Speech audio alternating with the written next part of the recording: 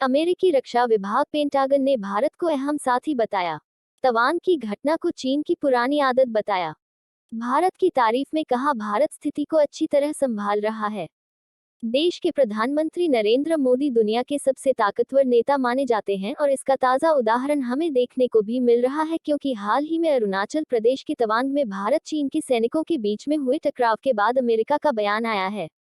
अमेरिकी रक्षा विभाग पेंटागन की तरफ से टकराव पर अहम प्रतिक्रिया दी गई है। पेंटागन ने हिंद प्रशांत क्षेत्र में भारत को अहम साथी बताया है।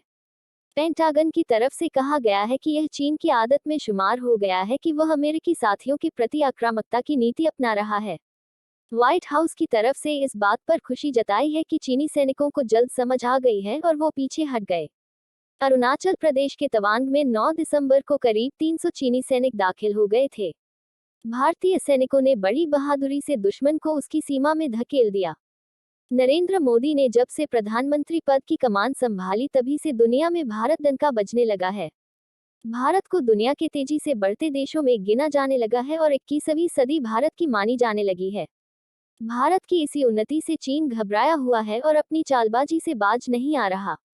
लेकिन भारत की विदेश नीति और प्रधानमंत्री मोदी की शख्सियत के बदौलत उसे मुंह की खानी पड़ रही है। भारतीय सीमा में घुसपैठ की हरकत पर अमेरिका ने भी चीन को जमकर फटकार लगाई। अमेरिकी विदेश विभाग क्या बोला? अमेरिकी विदेश विभाग से सवाल किया गया था कि चीन ने एलएसी कुछ ही किलोमीटर की दूरी पर हुए भारत अमेरिका युद्धाभ्यास की आलोचना की है। ऐसे में क्या विदेश विभाग को इस बारे में बताया गया है, क्योंकि तवांग एक संवेदनशील इलाका है? इस पर विदेश विभाग के प्रवक्ता नेड प्राइस ने इसका जवाब में कहा, निश्चित तौर पर भारत अमेरिका का अहम साझेदार है और हम इस स्थिति पर अपने दूतावास और विदेश विभाग के जरिए भारत के साथ संपर्क बनाए हुए हैं। द्विपक्षीय वार्ता की अपील। प्राइस ने कहा कि अगर चीन ने किसी भी तरह से एक पक्षीय तरीके से एलएसी की स्थिति बदलने की कोशिश की या फिर सैन्य या असैन्य तरीके से घुसपैठ करके स्थिति को बिगाड़ने की कोशिश की तो अमेरिका उसका विरोध करेगा। उन्होंने कहा कि भारत और चीन को द्विपक्षीय वार्ता के जरिए विवादित सीमाओं के मसले को सुलझाने का प्रयास करना चाहिए।